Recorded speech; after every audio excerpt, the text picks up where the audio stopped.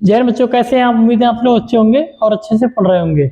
जो हम अनसोल्ड करा रहे थे उसी का आज हम दूसरा सवाल कराएंगे। दूसरे सवाल में 6 खंड है, हमको 6 में से 5 करने हैं। ठीक है, पहले आप सवाल देख लो। देखो ये वाले सवाल है, ये आप नोट कर लेना। ठीक है, और बाकी 2 सवाल तो कोई इधर है। ठीक है, 3 सवाल इधर है, नोट कर लेना इन्हें, आपको बता रहे हैं। देखो दूसरा सवाल जो है इसमें कह रहा है कि दिखाइए कि रैखिक समीकरण, 2 रैखिक समीकरण हैं, 3x - y बराबर 2। ठीक है, 2 इधर ले आओ, 3x - y - 2 बराबर 0। समीकरण 1।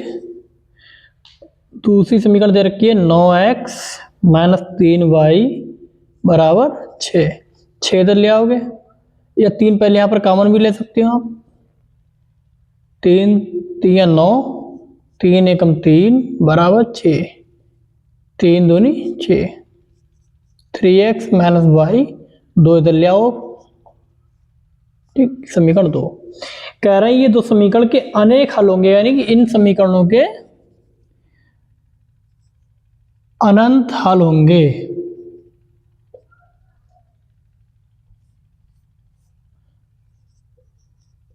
ठीक है, इसके लिए हमें प्रूफ करना है। कैसे करेंगे? हमने पढ़ा था ये 2 चर वाले रैखिक समीकरण का है ये। यदि a1/a2, a1 a2 क्या है? ये वाले समीकरण 1 a1 b1 c1 a2 b2 c2 ठीक बराबर नहीं है a1/a v1/v2। तो क्या होंगे उसके? एक अद्वितीय हल होगा, एक हल होगा, अद्वितीय हल होगा। ठीक है, एक नहीं मतलब 2 x और y हल एक ही होता है, x और y दोनों के मान होते हैं। ठीक है, मतलब जो भी होगा वो अद्वितीय हल होगा। और रेखा कैसी होंगी? प्रतिच्छेद करेंगे कि एक निश्चित बिंदु पर, एक निश्चित बिंदु पर प्रतिच्छेद करेंगे, यानी एक अद्वितीय हल होगा। a1/a2 बराबर है v1/v2 बराबर नहीं है c1/c2। तो रेखा क्या होंगी? तो रेखाएं समांतर होंगी और इसमें कोई हल नहीं होगा, इसमें कोई हल नहीं होगा। ठीक है, इसमें अद्वितीय हल होगा। ठीक है, और a1/a2 बराबर है v1/v2 बराबर होगा c1/c2। तो इस कंडीशन क्या होगा? इसमें अनंत हल होंगे, अनंत हल होंगे। ठीक है, इस स्थिति में रेखा समांतर होती है। इस स्थिति में रेखाएं एक के ऊपर एक संपाती होती है, एक के ऊपर एक होती है, दोनों रेखाएं एक ही होती है, इसमें प्रतिच्छेद करती हैं। ठीक है, अब हम इसे करते हैं। ये a1 v1 c1 a2 v2 c2 अनुपात देख लो। a1/a2 बराबर है v1/v2 बराबर है c1/c2। a1 क्या है? 3, a2 क्या है? 3 बराबर v1 क्या है? ये -1, v2 क्या है? -1, c1 क्या है? -2, c2 क्या है? -2।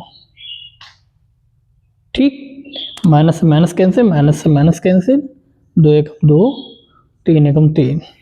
ठीक, 1 बराबर 1 बराबर 1, यानी कि क्या आ गया? a1/a2 v1/v2 बराबर c1/c2। ये कंडीशन सेटिस्फाई हो रही है, इसीलिए इसके अनंत हल होंगे। ये प्रूफ हो गया। ठीक है, ऐसे करेंगे इसको। ठीक, इसको याद रखेंगे। अगला सवाल करते हैं।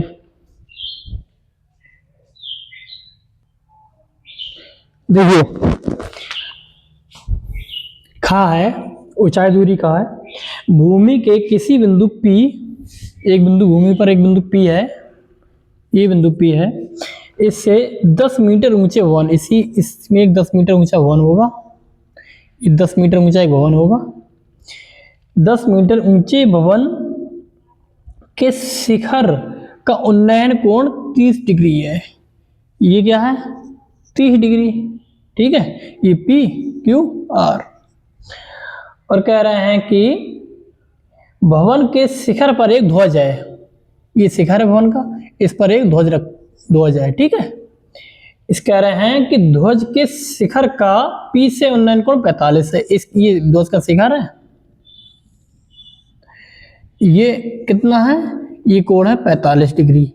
ठीक है, तब हम इससे पूछ रहे हैं कि इस ध्वज दंड की लंबाई याद करो, यानी कि ये लंबाई हमको ज्ञात करनी है ध्वज दंड की। ये मान लिया ये लंबाई क्या है? y। ठीक, ये क्या है? पी और क्यू के बीच की दूरी है x। हमको याद करनी है। कैसे? पहले लिख लेंगे हम क्यू आर भवन है। ठीक है, यस, आर एस ध्वज दंड है।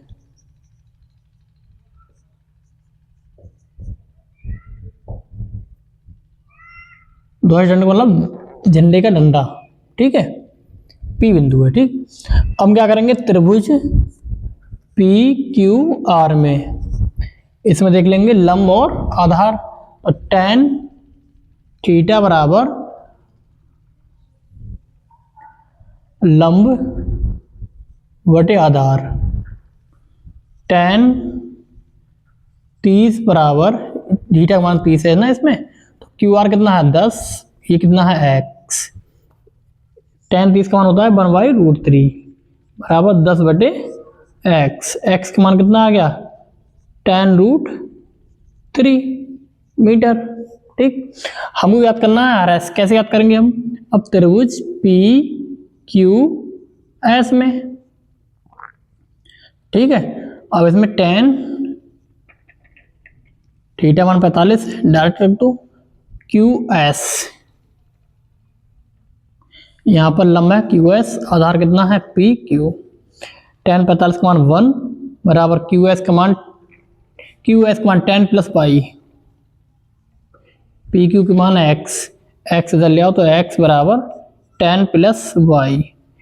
x मान यहाँ रख दो, कितना आ जाएगा? 10√3 बराबर 10 प्लस वाई। ठीक, अब y बराबर 10√3 10 चले आओ माइनस का 10। ठीक है, तो y बराबर 10 कामन ले लिया, √3 माइनस का 1। अब देखो आंसर तो यही आ गया, लेकिन आंसर में क्या दे रखा है? उसमें दे रखा है संख्या। तो वैसे आप इतना करे आओगे, आंसर बिल्कुल करेक्ट है, कोई नंबर नहीं कटेंगे। अगर क्वेश्चन में दे रखा है इसका मान तभी आप रखना, नहीं दे रखा आप ना चाहें तो ना रखें। वैसे इसका मान 1.732 होगा, वो रख के आप करेंगे तो जो उसमें दे रखा है आंसर वो आंसर आ जाएगा, वरना ये आंसर बिल्कुल करेक्ट है। क्योंकि जरूरत है ना कि पेपर में एग्जामिनर यही आंसर चेक करेगा। जब क्वेश्चन में नहीं दे रखा है इसका मान तो हम इसमें ही करेंगे। ठीक है, और अगर आपको मान इसका याद है तो आप रख सकते हो। ठीक है,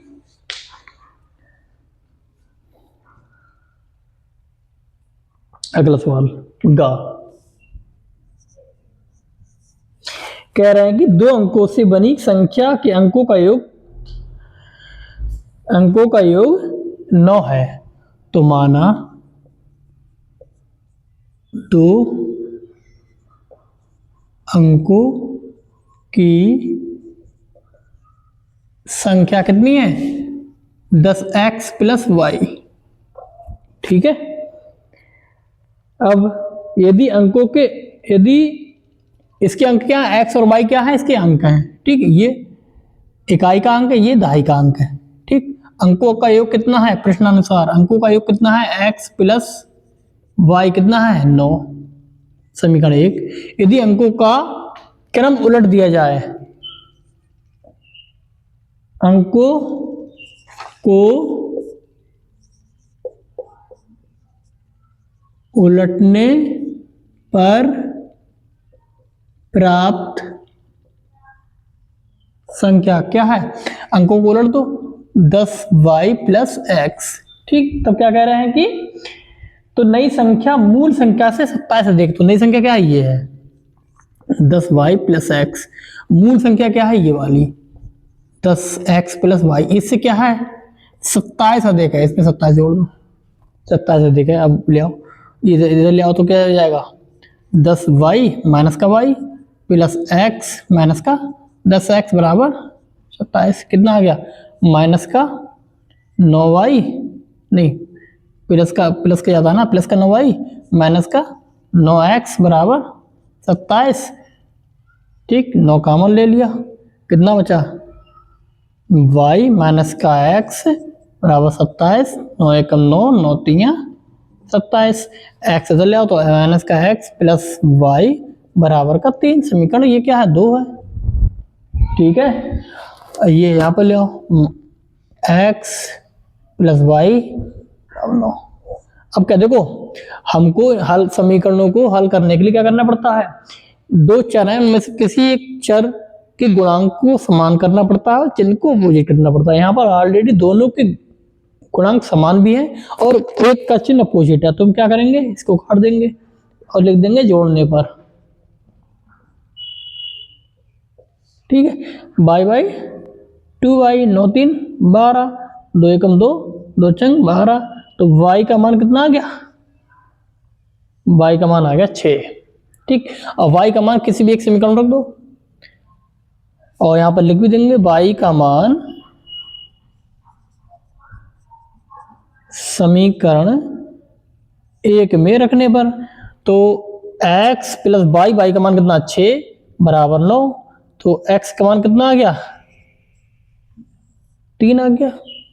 ठीक, अब संख्या कौन सी प्राप्त हो गई हमें, ये संख्या क्या, तो ये है क्या 10, x का मान कितना आया 3 प्लस y का मान 6, कितनी आ गई 10 तियां 30 प्लस 6 कितनी आ गई 36, संख्या 36 आ गई। और नई संख्या कौन सी आ गई 10, y का मान कितना 6, x का मान 3, 60 प्लस 3 यानी कि 63। एक संख्या ये आ गई, एक संख्या, ठीक है, यही निकालना था। अगला सवाल करते हैं अब।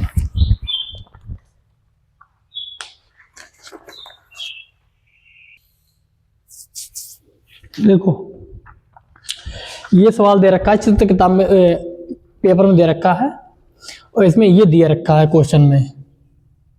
ठीक है, ये दिया है, तब हमको क्या सिद्ध करना है, हमको सिद्ध करना है, हमको ये सिद्ध करना है कि VE बराबर होगा EC। कैसे सिद्ध करेंगे, देखो बहुत आसान है। हमको एक प्रमेय पता है कि किसी बाह्य बिंदु से वृत्त पर खींची गई स्पर्श रेखा क्या होती है, आपस में बराबर होती है।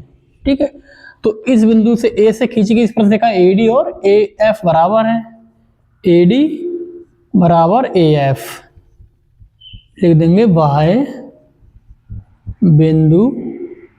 अगर हमें प्रमेय नंबर नहीं पता तो हमें उसकी लैंग्वेज जरूर याद होनी चाहिए, उसी से काम चलता है। बाह्य बिंदु से वृत्त पर खींची गई स्पर्श रेखाएं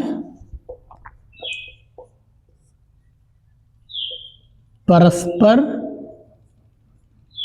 बराबर होती हैं। ठीक है, ऐसी इसी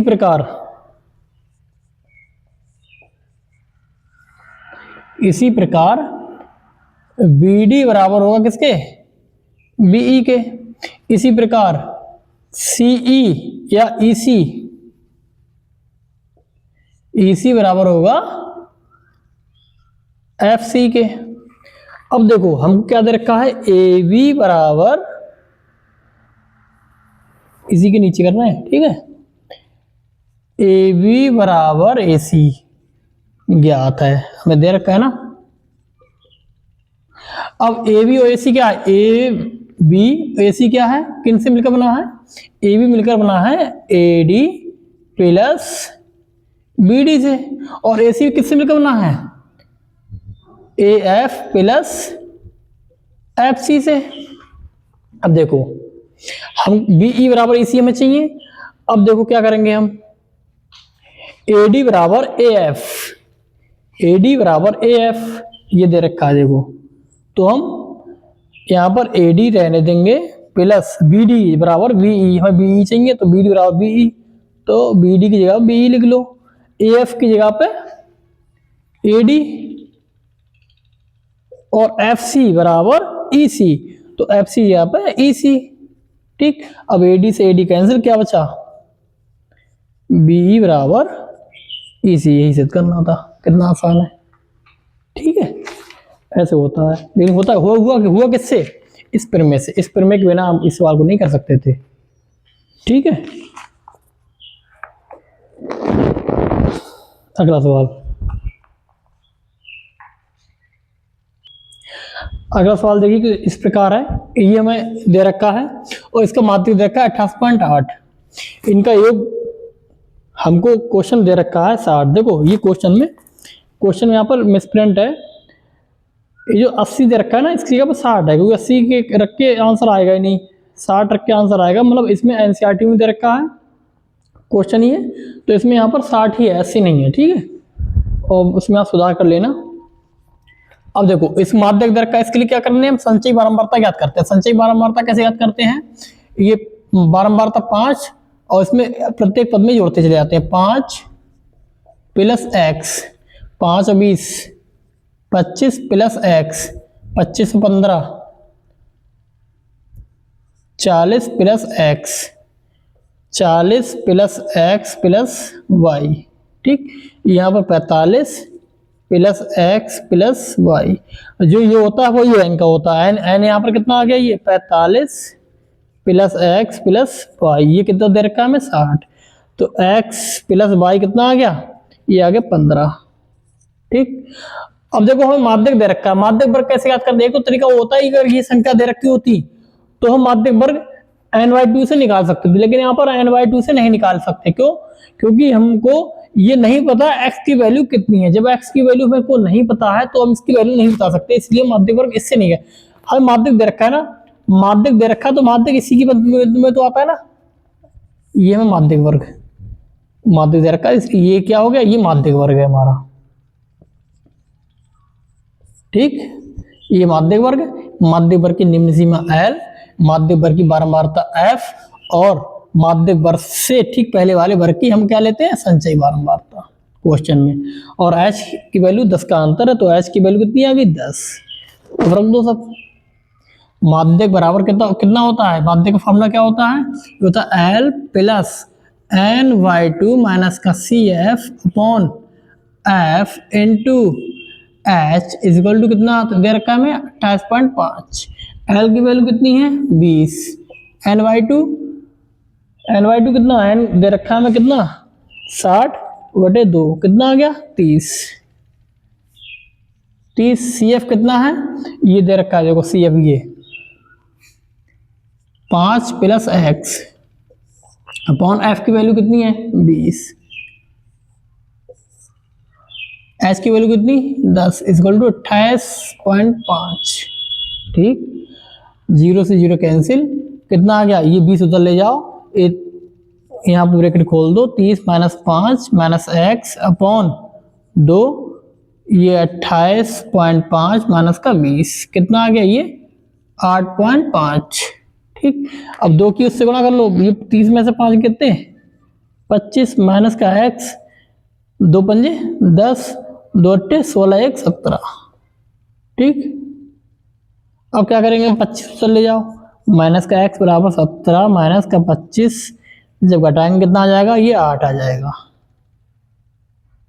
ठीक है, ये आ जाएगा 8, माइनस माइनस कैंसिल, x की वैल्यू कितनी आ गई 8, अब x की वैल्यू यहाँ रख दो, तो 8 प्लस y बराबर 15, तो y की वैल्यू कितनी आ गई, y की वैल्यू आ गई 7। ठीक है, यही आंसर है। ठीक है, अगला सवाल,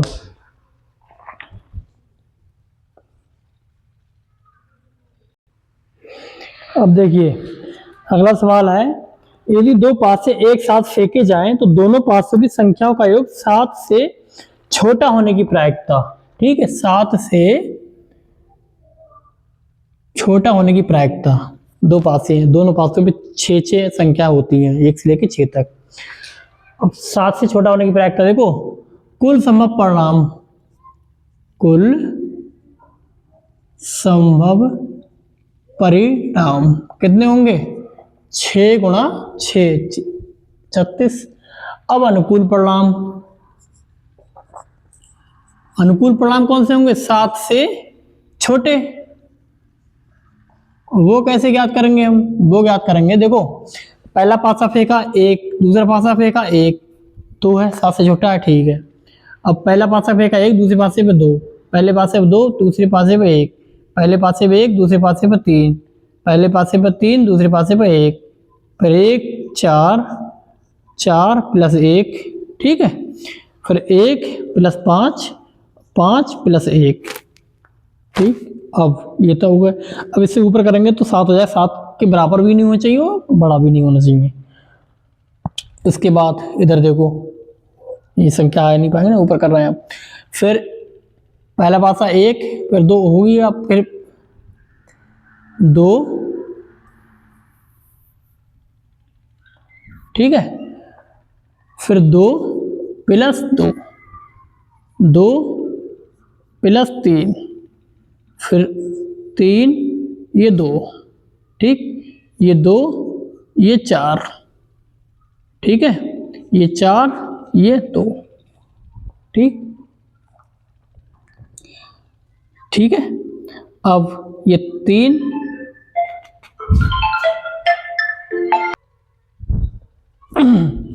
ठीक है, फिर ये 3, 3 3 6, इसके बाद फिर नहीं आ पाएंगे। अब देखो गिन लो, 1 2 3 4 5 6 7 8 9 10 11 12 13 14 15, ये कितने अनुकूल परिणाम आ गए, आ गए 15।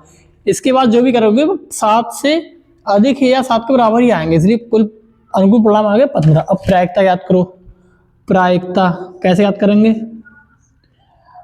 अनुकूल परिणाम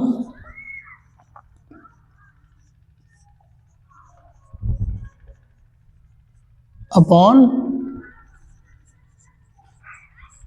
कुल संभव परिणाम, ठीक। अनुकूल परिणाम कितने हैं 15, कुल संभव परिणाम कितने हैं 36, ठीक। अब इसे काट सकते हो आप, काटो, 3 पंजे 15, 3 कम 3 2 दूनी 6, कितना आ गया 5/12, ये आंसर आ गया। ये 4 खंड हो गए, और बाकी के 3 सवाल रह गए वो अगली क्लास में बताएंगे, ठीक है। बाकी पढ़ते रहिए अच्छे से मन लगाकर, मिलते अगली क्लास में, जय हिंद।